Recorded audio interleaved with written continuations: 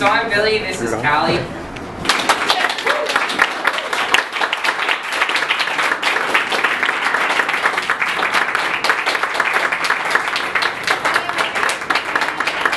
Okay, eXit STraTA. Billy Libby. Billy Libby! It's awesome.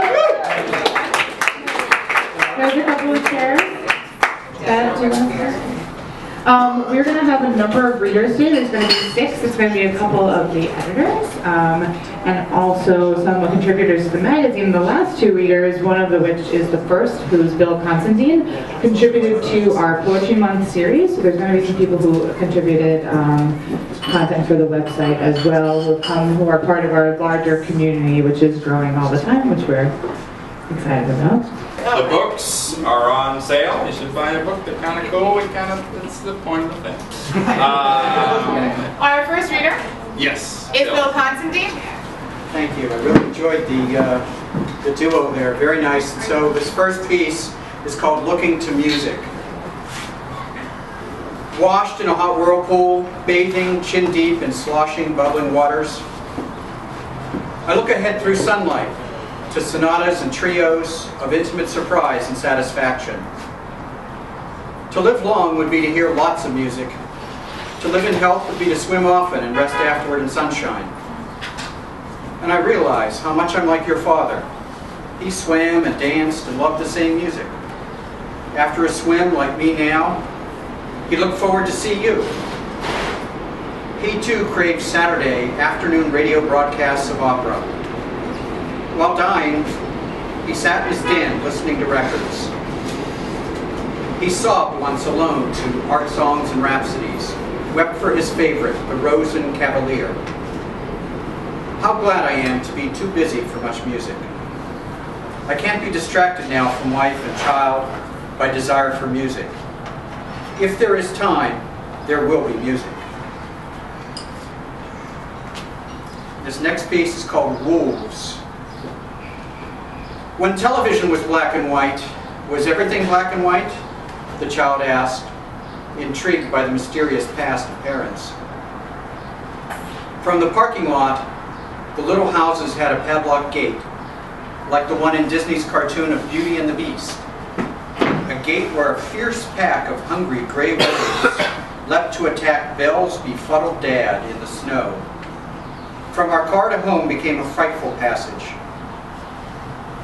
Not wearing a seatbelt is much more dangerous than wolves. Failed in the car, too. Who'd want to be tied down, dreaming of being bitten and torn by wild animals?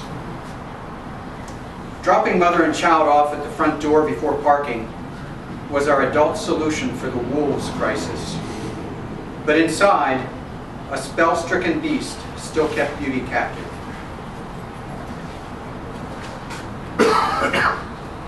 And it is a beautiful spring day, so I can't help but write poems about spring and flowers and so forth. I can't help but read them either, so I'll conclude with a poem called Relaxing.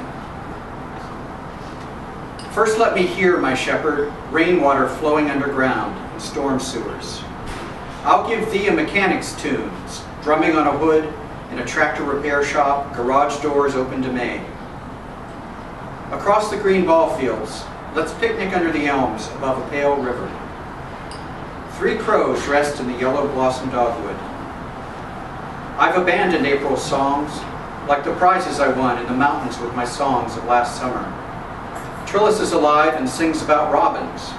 Apollo will choose with perfect ears. Thank you.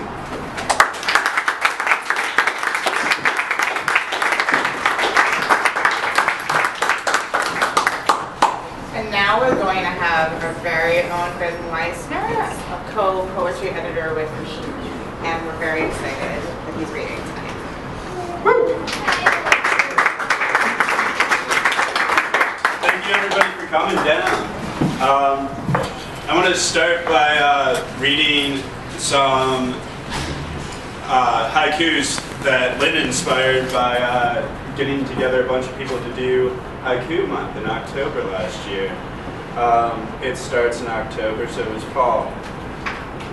Setting the scene there. Drop leaves cover all the old bird shit never washed off of my car. No more hot garbage. The sidewalks have returned to smelling like this. I don't sprain ankles walking around in high tops, but I do smile more. My kitchen has flies, but no fruit, just alcohol. We all buzz this way.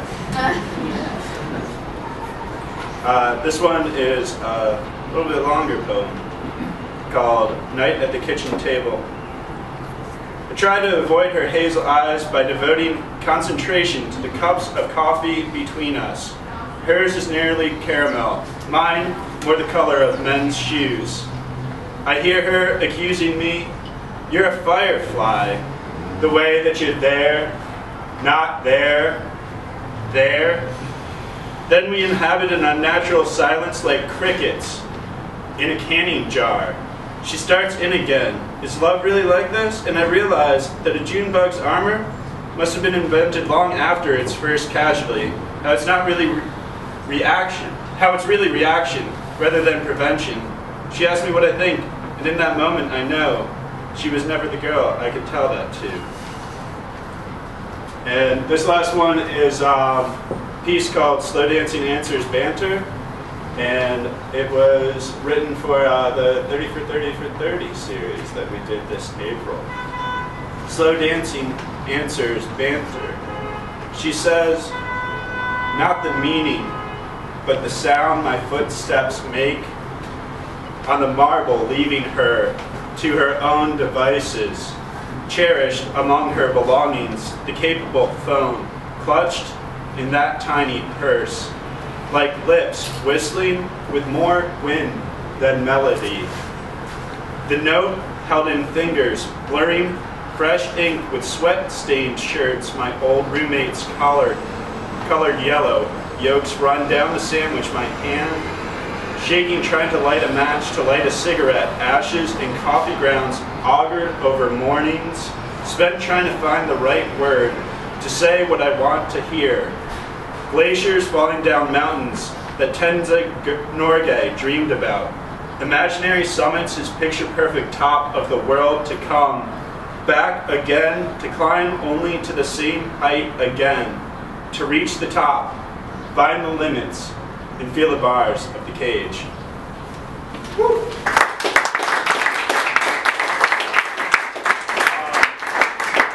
I'd like to introduce Peter, who's our wonderful poet coming up next, Peter Millen-Friedner. I'm also responsible for getting us this space, so round of applause. In the magazine, you should show her that page. It's a beautiful page. What troubles shot fauna we become. Woo! Hey! So Peter, I say we get serious with some brick here. Pick a word. And then I'll say a word, and then you'll say a word. And we'll create art. I think. I know my first word. Go for it. Limbozagi. Akimbo. Akimbo. Pot roast. Harlot. Bird. Into the woods. Nonetheless. Static. Bird. Smacks. Claptrap. Who fears the blue. Short-sighted asshole. Aspers. Tweezers. Tie off. Monkeys. Naked. These fists. Artfully. Nowhere. Sounds. Unless barred up. Sent in.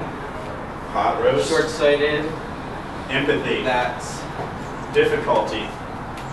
Brick. This vertigo. Or. Entropy. Precarious. Fallacy. Cocoon. Dissonance.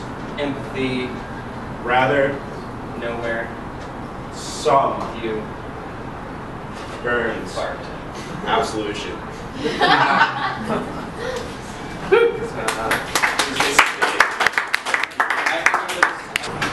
So it is called interior plus itinerary equals what?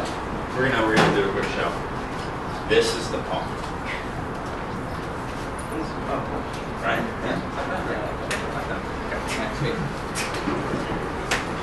Yeah. All your new technologies, Jonathan, their trammel and ease, their sloth flu and slate gate, How they operate according to 6 basic principles: web, layer, pipe, fan, strain, merge.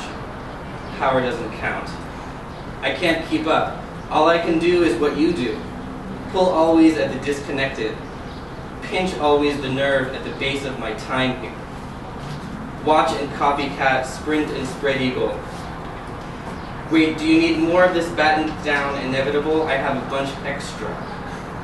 Like all candidates seriously taken, I am convivial, chill, and unlikely, fat with offerings and oblique forms of begging. Here's a great one. Dismay and quest, respectively, guide us.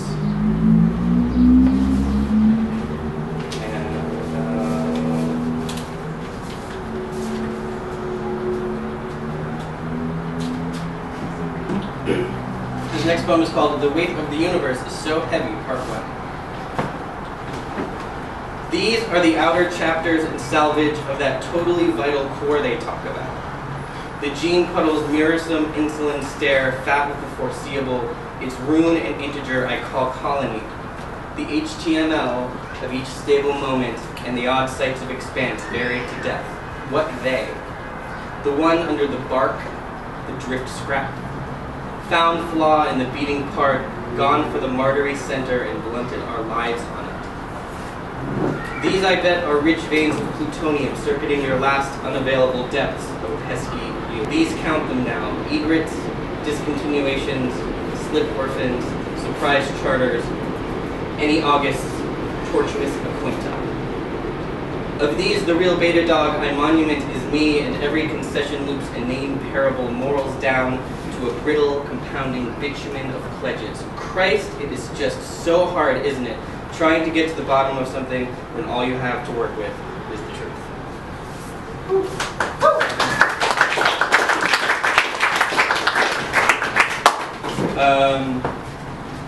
So this next poem is from a sequence of poems that I'm working on that are like in response to this book called Atlas of Remote Islands by Judith Shalansky. You might have seen it in a bookstore recently. It's like a big penguin book.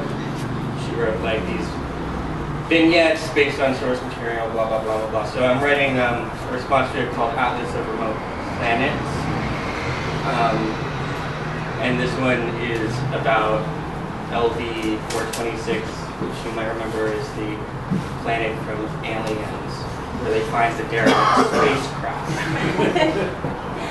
And the epigraph reads, "It was not from there." I found the small identical moments of unattended isolation. I found tarnish heralds its own inexorable celebrate loss. I found there's no surety without doubt, no possessive natures without certain materialisms, and I was surprised by my findings. I found apocalypses came and went unnoticed, that plans are for falling through, not for following through with, that a promise is as promise does, that always from the provinces make I my cloned returns, and I did not clench my teeth when honestly and honorably I filed my reports down to their fragile, pugnacious quicks. Archaeology is the study of distress. Trust me.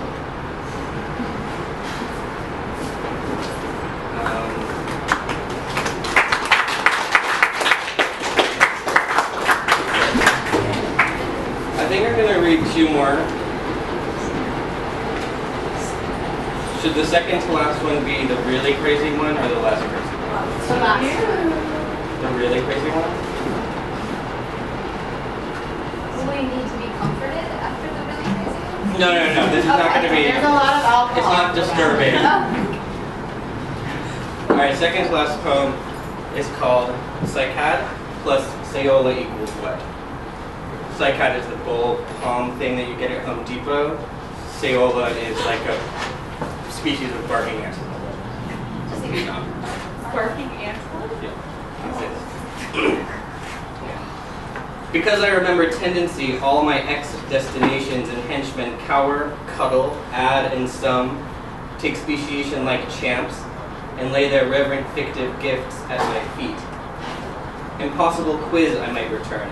Tell me, elephant plus Nimblewill equals what? Or Martha Washington geranium plus the extinct giant ground sloth equals what? And they will tell me it equals ooey saponin and stuff akin to dogs, which kind of fucking sucks actually. But at any rate, I will build the invisible thousands, who will build the invisible pyramid in which all our prayers are interred grandiosely. I will gather them, BitTorrent of souls, into my dark manger. I will add up my vantage points. I will use my mouth to perform 4 tasks. I'll bray the cliff notes at them over drinks and undead daylights like every other normal and well-meaning deletion. But first, they will please wake me up from my trench nap, because I'm the master of ceremonies and I must tell the people, may the most cacophonous chorus of dad names win. May the soakingest offering appease my answers.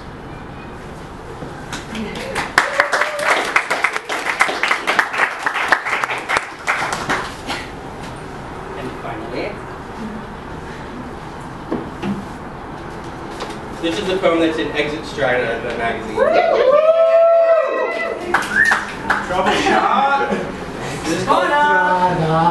What great troubleshot fauna we have become. I boycott his atoms after a glissade of bunk attempts, then laud their inky mobile residuum again. The ingredients of the music are my mimic falsetto and the sound of a door locking and unlocking and locking. This capotasto he hand signals from God knows where is really a choke chain muffling what taste I have left of him. What can I say? I picture him saying. I blackball and revere, make clumsy embargoes disappear for a while, you can relate.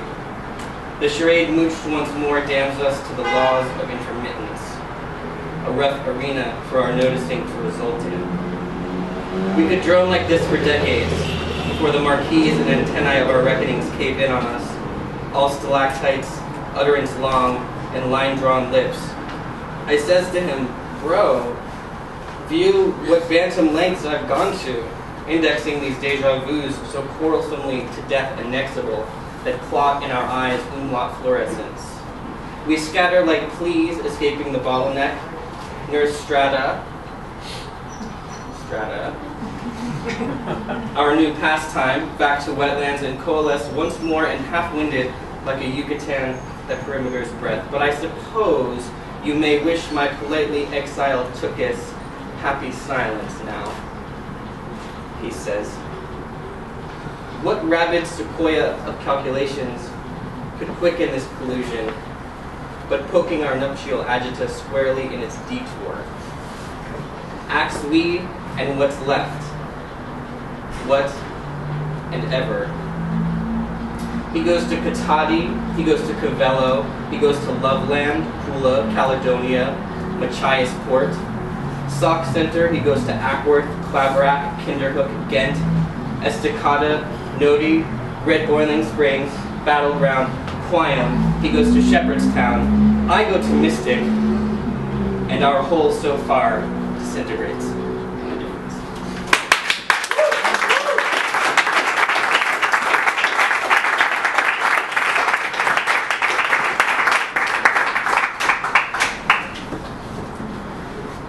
Alright, so that was Peter Mill-Grenier, who has a number of works in the magazine there. We're going to take a 10-minute intermission, then we're going to have more music, more readings, and more jazz. Watching